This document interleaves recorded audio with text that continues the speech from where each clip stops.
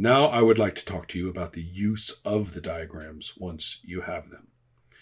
And it perhaps isn't going to be worth it to try to dissect or describe all the different things that people have perceived that they're supposed to do with them and then be all picky and critical and say, not like that, not like that.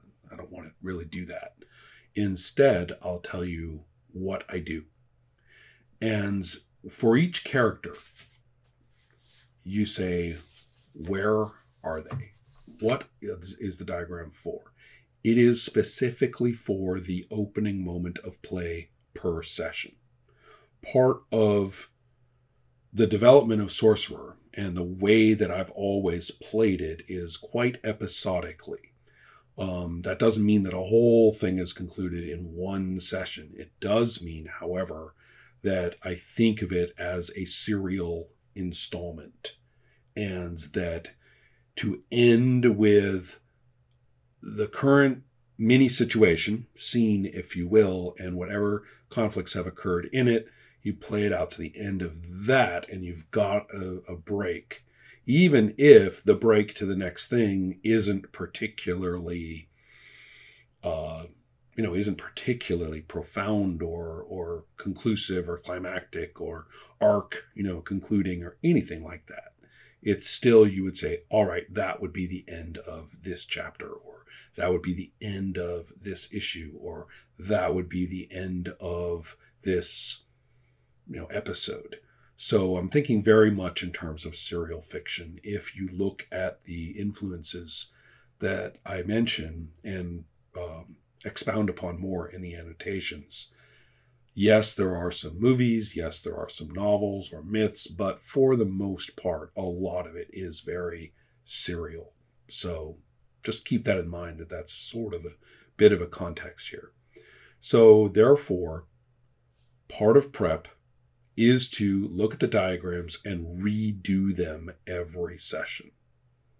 But before I get into that, let's take a look at what it's for. As I say, it's only for the opening scene. It may well be that the first thing I want to do as the GM, and this is more using kind of logic that I formalized in Champions now, is I say, all right, of all the things going on, who's coming in first? Who has something to do? And I will do it with that character. And they don't have to be in the middle of the diagram. And when I say do it, though, we have to know where our characters, or the player characters, even are when that happens, and what's going on then when that happens, if there is something more external to occur. So we look at Keenan, and we see that we have at the center the congregation, including among its members, or some congregation, and a subset of that is coven members at the sign in front of the church. And that's where we are. That's where Keenan is. We have located him. It is a physical location because of the sign, and so willy-nilly we start there. And so those are the people who are there. Is the flak there? No.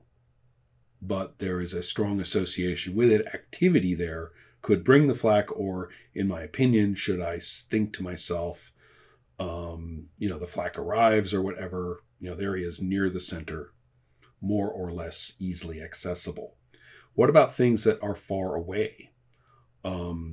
Well, for one thing, the characters have free movement. If, Keenan wants to go to his annex and do something, he can. It's not like, oh, that's not in the center of the diagram. That's not in this session. This isn't session prep. That's, I think, what I'm trying to get across here. The diagram isn't session prep. It is the framing of the opening prep. And one way I like to look at it too, though, is if some character or thing that I think of as very active, given everything that's been going on, especially as play proceeds, I look at the diagram and that character is way off on the side. All that means is that to get in on the action, if it's not like a new scene with that character. But to get in on the action, that simply means that a roll would be necessary for that character to occur, either successfully, yes or no, or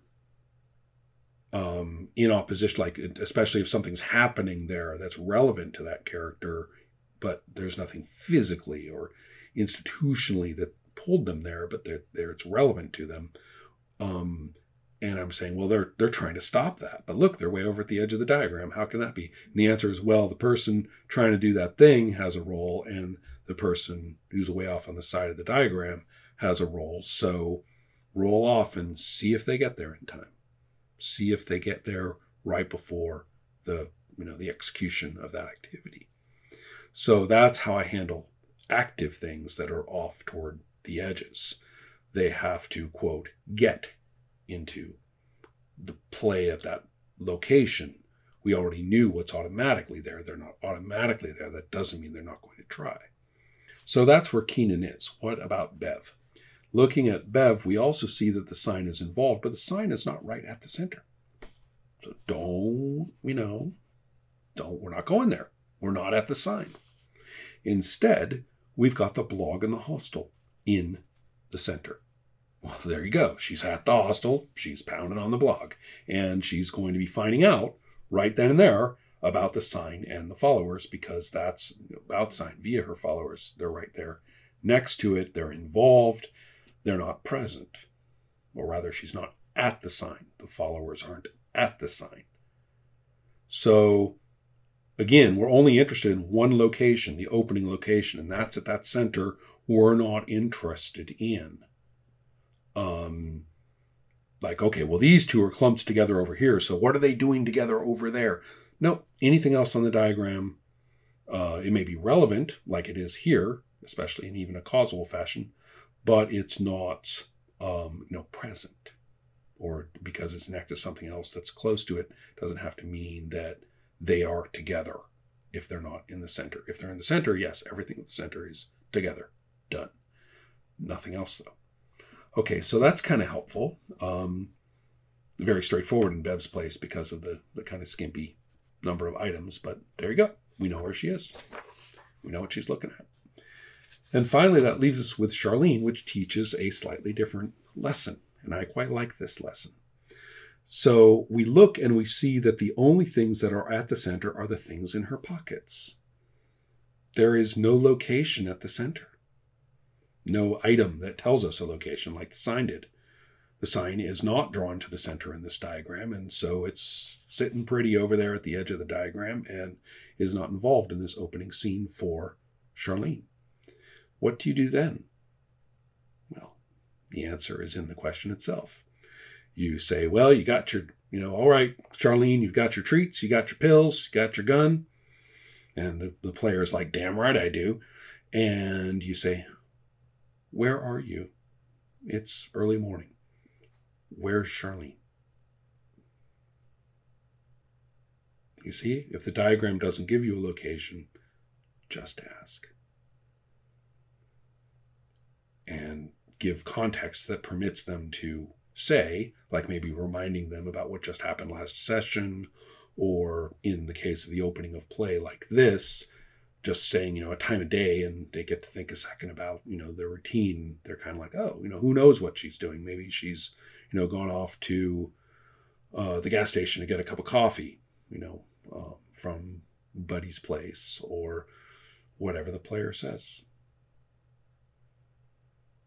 There you are.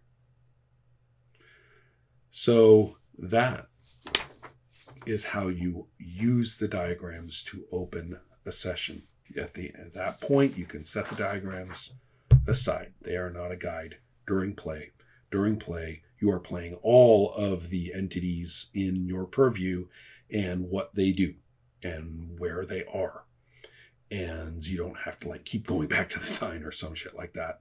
And you don't have to say, for example, well, if the councilman comes, then he's going to bring the flak with him because they're attached to the diagram. No, the diagram has been put aside. Now you're just playing all the characters the way they are. And there you go. So with that in mind, and perhaps with that somewhat episodic notion in mind as well. Although I don't want to force that into you having to have a closing climax and resolution and, aftermath per episode. That's not, or per session. That's not what I mean. What I do mean is that if you do the diagram over, and if the character is in the midst of, travail, then items relevant to that travail will almost certainly be pulling them to the center anyway. And if not, that's okay. Do close a scene in some way at the end of a given session. Don't try not to do the thing that we are sometimes forced into doing in any role-playing game where you're like, okay, he's going to punch you and we're out of time. We're going to pick up next time with the fist in the air. Let's try not to do that with Sorcerer, actually. Because then you can sit down and what about this thing then? Redo the diagrams. What does that mean? First of all, in many cases, some element or aspect of the diagram has been, well, shall we say, eliminated. So that's easy enough. Cross it out or take it off the file or whatever it is. Another thing that is relevant is if something is far away in the fiction. The character has gone off to Hawaii or across town or whatever from the last action we saw. Does that mean they necessarily have to be far off in the diagram? The answer is no. Use the same logic. Also add things. And the shift from the first section to the second session is a big deal because now, I hate to tell you, the other characters are now on your character's diagram. And they bring shit with them. So the diagram can be a little crowded. And often new characters have been sort of ascended or conceived of as pieces, like by the end of the second session, the end of the first session, in this case, if we played multiple sessions, I'm pretty certain that we would see, we would know a few members of the congregation, and coven. They'd actually have names, and if I hadn't come up with some already. And so they would now be separate potential actors on there. That actually brought me to a point that becomes more relevant once you have a lot of things on the diagram. People talked about, or have been known to talk about, there's too much at the center. Everything seems to pile up. Well, personally, I think most of that problem goes away by not having the motility and not having the gravity. But if there does seem to be a lot of things, think about the modern day touchpad and how, say you have a map or something and you put your fingers on it and then you spread your fingers on the pad and it all zooms in. And you'll see that what looked like a clump now actually has some, structure. There are things that are further in, things that are farther away from the center. And since nothing in the diagram is absolutely synonymous with something else, say that through the course of play,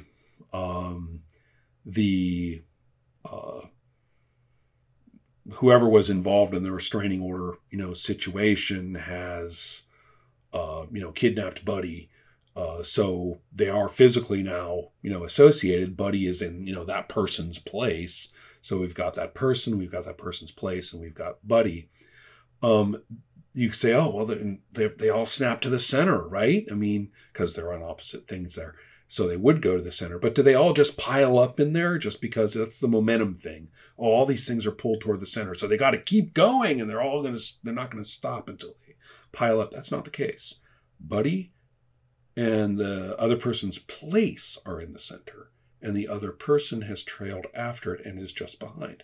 So if you pull way back, it looks like they're at the center all bunched up, but you go in close, spread your fingers, and you're like, oh, those two are at the center. That one's just off. Okay. That works really, really well, actually. As long as you sort of lose that notion of the momentum that as soon as things go toward the center, that they're going to be picking up speed and go further than they kind of would. And they all end up there, pile up there on impact. Don't do it that way. Do it the way I'm talking about, and then zoom in a little bit, and you'll realize that usually there's really not that much in terms of terms. Even if you've got 20 items, not that much actually touches at the center. So there you go. Those are my thoughts, and I hope that they are helpful. You will find that the transition from session to session is nowhere near as discontinuous as you're like, oh, I redo the diagram. It's a huge break between this session and that session. Not really. Try it a few times. And often the shift, when there is one, to a new location isn't really much different than a shift you would have made in a fairly notable scene shift during play anyway. And you'll find that it works out pretty well. Now, any other things that come to mind about it that I can recall?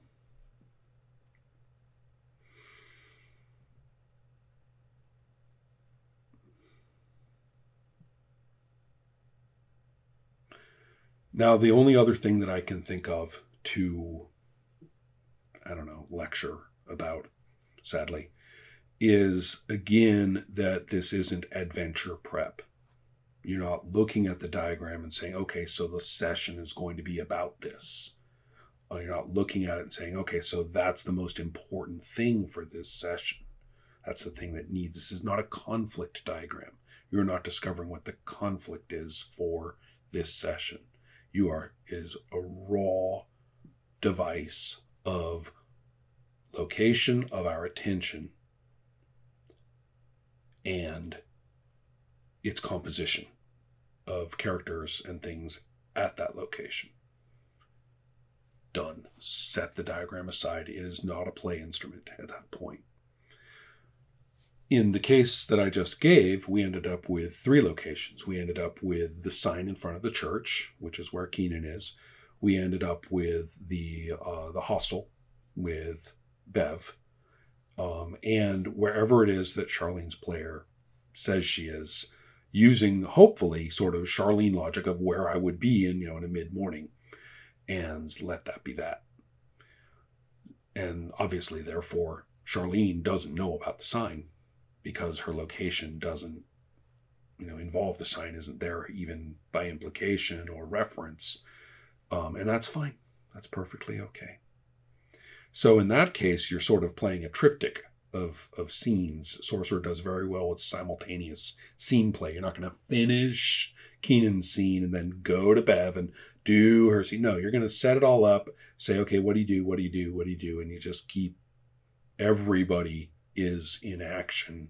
You just have 3 screens up at once, and that's how it is. Sorcerer actually handles that really well. Its resolution system actually can be run, simultaneously for all of them at once, just as if they were in the same location, and it's fine. So that works really well, and you should remember that it's perfectly okay to do. You don't have to think about it, how do I get them into that spot? Because if that's there, then how's that person going to get there? No, screw all that. You don't need it. Okay. I think that's pretty much where I'm at and what I want to say. And I hope people will ask relevant questions, and with any luck, the play community here can operate with these techniques and see how they go for them.